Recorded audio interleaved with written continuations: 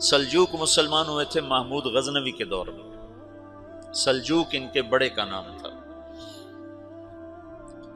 تو ایک دفعہ محمود غزنوی نے سلجوق سے پوچھا اگر مجھے تیری مدد کی ضرورت ہو تو کتنے آدمی پیش کر سکتے ہو؟ تو اس نے ایک تیر دیا، کہا یہ ایک تیر ہے میرا، کسی کو یہ تیر بھیج کر میرے علاقے میں بھیج دو تو چند گھنٹوں میں 1,00,000 تلواریں تیرا پہرا دینے کے لیے تیار ہوں. میرے پاس اتنی طاقت ہے. تو یہ سلجوق کی نسل میں تھا تغرل بیگ.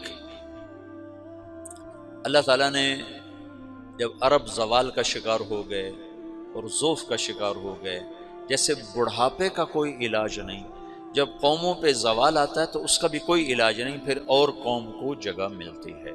جیسے بڑھاپا ایک فرد پہ آتا ہے، ایسے بڑھاپا قوم پہ آتا ہے.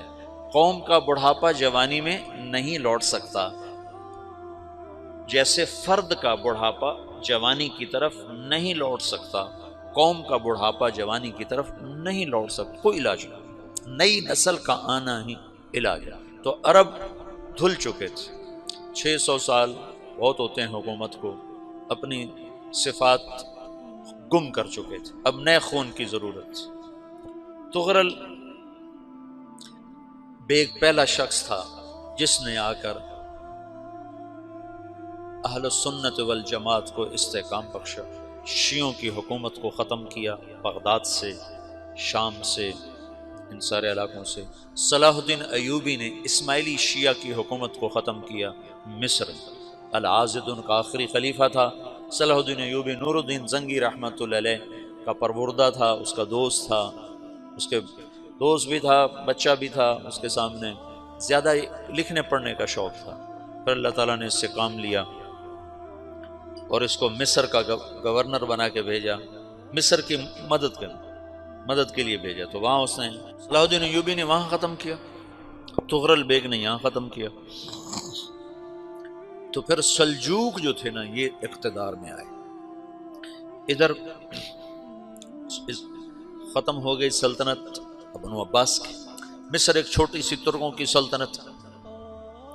تو اللہ تعالیٰ پھر مرکزیت کے لیے ایک نظام چلائے.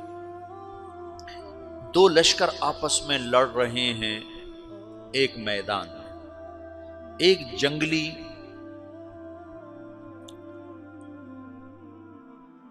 بدوؤں کا قافلہ، جنگل کے لوگ اپنے قبیلے کو لے کر، ایک جنگلی قبیلہ اپنے سردار کے ساتھ نقل مکانی کر رہا ہے ایک جگہ سے دوسری جگہ.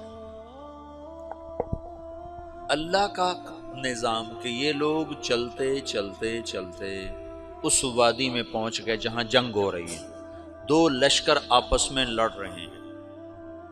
جب یہ وہاں پہنچتے ہیں تو ایک لشکر کے قدم اکھڑ رہے ہیں اور دوسرا غالب آ رہا ہے. ان کو نہیں پتا شکست کھانے والے کون ہیں اور فتح پانے والے کون ہیں، ان کو نہیں پتا. اس جنگلی قبیلے کے سردار کا نام بھی تغرل ہے، تغرل. تو یہ سردار کہتا ہے جو شکست کھا رہے ہیں ان کی مدد کرو. کچھ پتہ نہیں کون ہے، کہتا جو شکست کھا رہے ہیں ان کی مدد کرو. تو 400 وحشی جنگلیوں نے فاتح لشکر کے پیچھے حملہ کر دیا. وہ تو ایک کافی ہوتا تھا، 400 دوڑ جب تلواریں پڑیں تو چند لمحوں میں نقشہ بدل گیا. بھاگنے والے جم گئے اور جمنے والے بھاگ پڑے.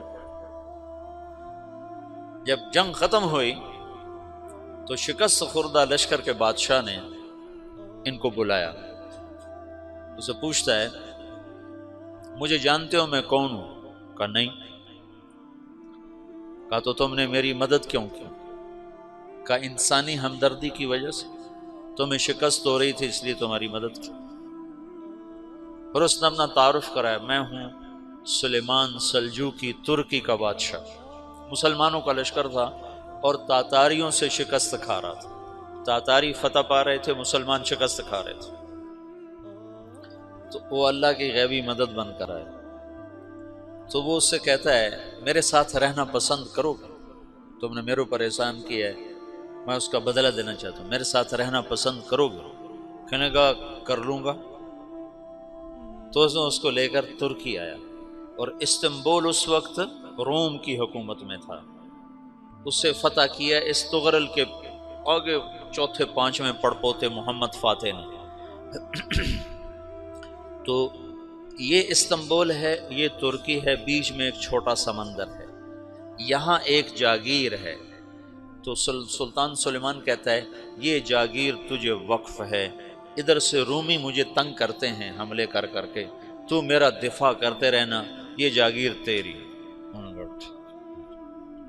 یہ اس جاگیر پہ اس نے اپنے قافلے کو آباد کر دیا، اپنے قبیلے کو، اور ایک چھوٹی سی حکومت بنا لی، جو ایک صوبہ سمجھو، سلمان سلجوقی کا وہ ایک چھوٹا سا صوبہ ہے۔ وہاں جب یہ رہ پڑا تو پھر یہ ایک شیخ کے بیت ہوتا ہے، وہاں شیخ طریقت ہے، ان کے یہ بیت ہونے جاتا ہے، وہ اس کو رات اپنے پاس ٹھہراتا ہے، تو ایک کمرے میں ان کا خادم ٹھہراتا ہے۔ یہ جب کمرے میں جاتا ہے تو سامنے دیوار میں طاقچے پر قرآن پڑا ہوا ہے، تو یہ تغرل بیگ کہتا ہے یہ کیا ہے، یہ کیا ہے؟ تو وہ خادم کہتا ہے یہ کتاب اللہ ہے، قرآن ہے۔ اچھا، وہ اس کو وہاں چھوڑ کے باہر چلا جاتا ہے۔ وہ دیہاتی آدمی، جنگل کا رہنے والا، پہلی دفعہ زندگی میں قرآن دیکھا، وہ کہتا ہے یہ قرآن ہے، اللہ کی کتاب ہے، میں اللہ کی کتاب کے سامنے سو جاؤں، کتنی بے ادبی ہے۔ تو اس نے ایسے قرآن اٹھایا اور سر پہ رکھ لیا اور کھڑا ہو گیا، ساری رات قرآن سر پہ رکھ کے کھڑا رہا۔ رات کے پچھلے پہر اس کو خواب آیا،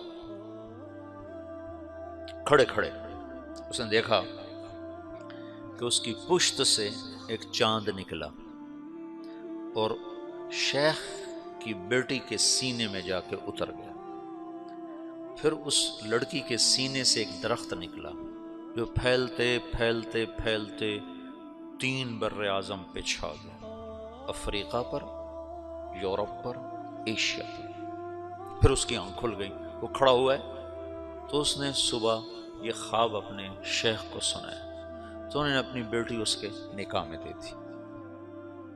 اس بیٹی سے ایک بچہ پیدا ہوا، تغرل بیگ نے اس کا نام رکھا عثمان، عثمانی ترک نام سنا ہوا، جو میں نے کل بتایا تھا کہ 1924 میں وہ خلافت ختم ہوئی۔ تو ایک بیٹا پیدا ہوا عثمان۔ عثمان نے پھر ایک نئی اسلامی حکومت کی بنیاد رکھی جو 1924 تک چلتی رہی، کوئی 800 سال یہ حکومت چلی۔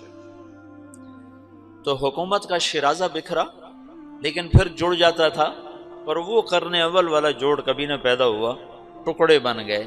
ان ٹکڑوں میں اللہ لوگ پیدا کرتا رہا جو دعوت دیتے رہے، دعوت زندہ رہی۔ جو تربیت کا نظام تصوف کے ساتھ تھا اب وہ تبلیغ کے ساتھ۔